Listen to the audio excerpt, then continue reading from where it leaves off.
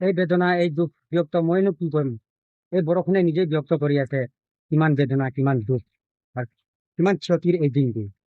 অপ্ৰিয় হলেও যে সত্য আৰ বিশ্বাস কৰিব নোৱাৰা হলেও যে বিশ্বাস কৰিবই লাগিব যে জনপ্ৰিয় কণ্ঠশিল্পী হাৰ্টথ্ৰব জুবিন গাৰ্গ আৰু এই পৃথিৱীত নাই আজিৰ দিনৰ পৰা।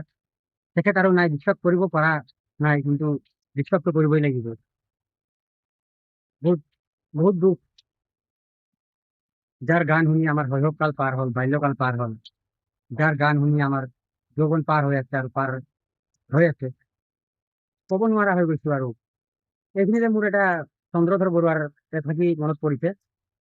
যিদিনা মৰিম মই, সিদিনা বাৰু জগতৰ কেনি হানি হব, মৰিলো নে আছো পৃথিৱীত কিমানে জানিব। জুবিন দা, আপোনাক বহুত মনত পৰিব, বিশ্বাস কৰিব পৰা নাই,